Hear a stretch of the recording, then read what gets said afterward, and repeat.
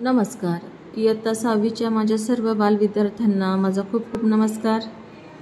आज आपल्याला इयत्ता 6वीमधील प्रकरण 7वे सिमेट्री याविषयी माहिती घ्यायची आहे.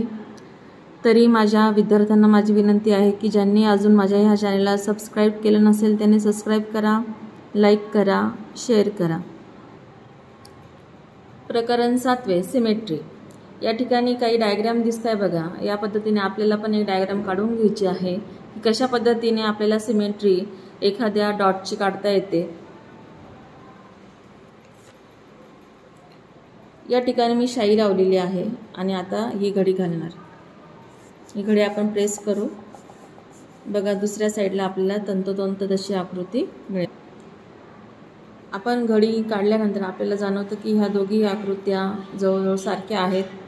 त्यानंतर इथं ही जी काही मिडल लाईन आहे तिलाच ॲक्सिस ऑफ सिमेट्री असं म्हटलं जातं. सममितीचा अक्ष याच्यापासून ही आकृती आणि ही आकृती तर सारख्या अंतरावर असणार आहे. तर हाच प्रयोग तुम्ही दोरा शाईमध्ये बुडून किंवा रंगामध्ये बुडून सुद्धा करू शकतात. तो एखाद्या कागदाच्या घडीत टाका आणि त्याचं एक टोक बाहेर काढलेलं पाहिजे दोरीचं आणि दोरी ओढायची. तर तुम्हाला वेगवेगळ्या प्रकारचे डिझाईन यातून मिळणार आहेत. रिफ्लेक्शनल सिमेट्री.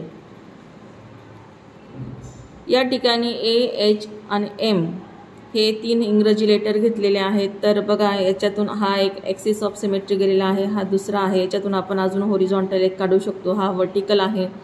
त्याच्यानंतर एम मधून हा एक काढलेला आहे. In this line is the axis of symmetry of the figure. If a symmetrical figure gets divided by an axis in the figure into two parts which fall exactly on each other, its symmetry is called reflectional symmetry. तर ज्या symmetrical figure म्हणजे सममित आकृतीचे gets divided by an axis, एका ॲक्सिसमुळे अक्षामुळे तंतोतंत काय होतात, 2 भाग होतात आणि ते एक्झॅक्टली एकमेकावर काय होतात, बसतात, जुळतात. त्यालाच काय म्हणायचं, रिफ्लेक्शनल सिमेट्री. तर प्रतिबिंबित सममिती असं तिला म्हटलं जातं. पुढे बघा, the figure below are symmetrical. इथे एक डिझाईन दिली फ्रेंड्स, आपण ड्रॉइंगमध्ये काढत असतो. त्यानंतर इथं एचा हा ॲक्सिस दाखवलेला आहे.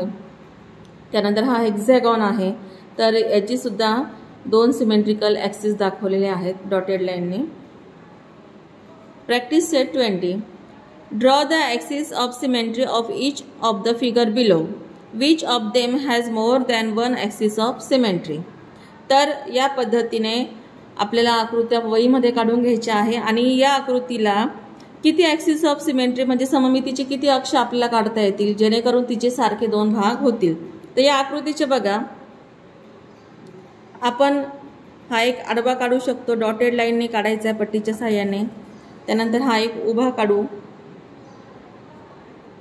तर एला 2 सममितीचे अक्ष असणार आहे. आता त्रिकोणाला बघा, हा समभुज त्रिकोण आपल्याला दिसतो म्हणजे इक्विलॅटरल ट्रायंगल.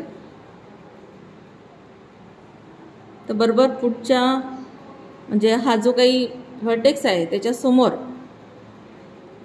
समोरच्या साईडच्या मिडल पॉईंटमधून आपल्याला ही लाईन काढायची आहे.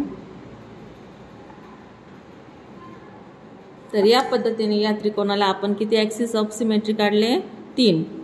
तर फिगर 3 आपल्याला इथे एक घरासारखं चित्र दिसतं आहे.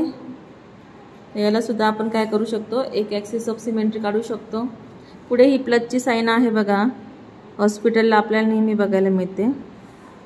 इथे 1 आणि 2. तर या पद्धतीने या प्लसच्या साईनला आपल्याला 2 ॲक्सिस ऑफ सिमेट्री दाखवता येतील. या पद्धतीने तुम्ही डायग्राम काढायचे आहे आणि पेन्सिलने ॲक्सिस ऑफ सिमेट्री दाखवायचे आहे. तर याचं उत्तर मी आता इथंच लिहून घेते, तुम्ही मात्र ते व्यवस्थित वहीमध्ये लिहायचं आहे. Figure 1, 2 and 4 shows more than one axis of symmetry.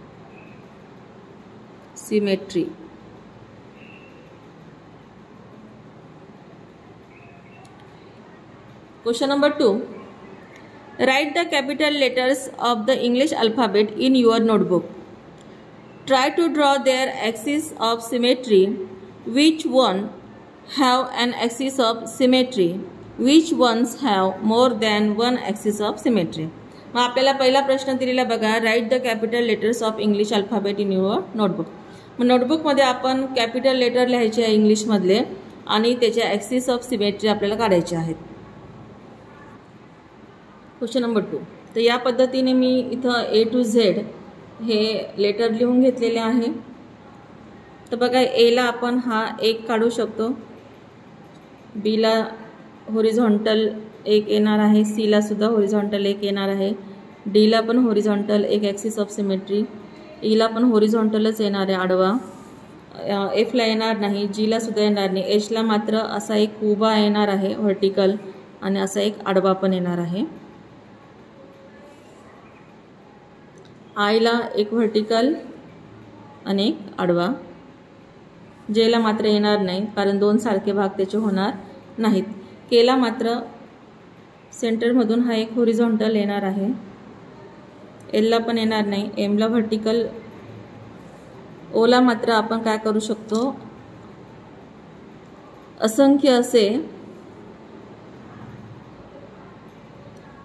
Axis आपण काढू शकतो, इनफायनाइट नंबर ऑफ लाइन्स. क्यूला येणार नाही, आरला येणार, एसला सुद्धा येणार नाही, टीला मात्र एक व्हर्टिकल राहणार, यूला एक व्हर्टिकल, व्हीला पण, डब्ल्यूला, एक्सला मात्र हा एक आणि हा एक दुसरा दोन, टू ॲक्सिस ऑफ सिमेट्री, वायला पण एक, झेडला येणार नाही. या पद्धतीने आपण हे काढून घ्यायचे आहेत. मग वन ॲक्सिस ऑफ सिमेट्री कोणाकोणाला आहे ते आपल्याला बघा.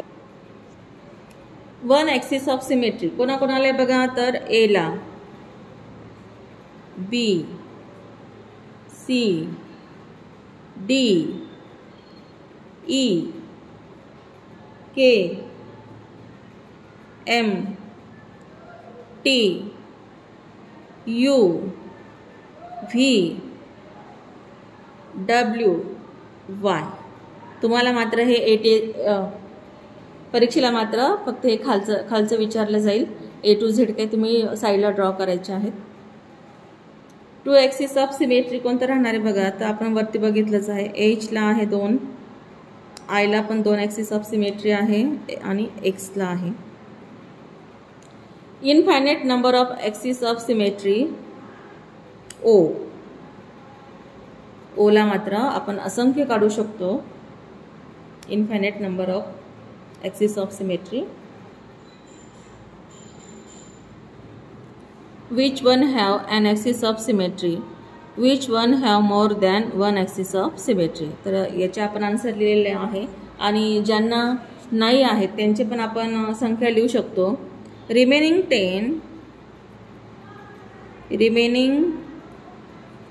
10 alphabets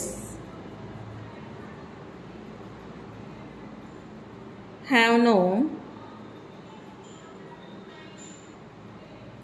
axis of symmetry.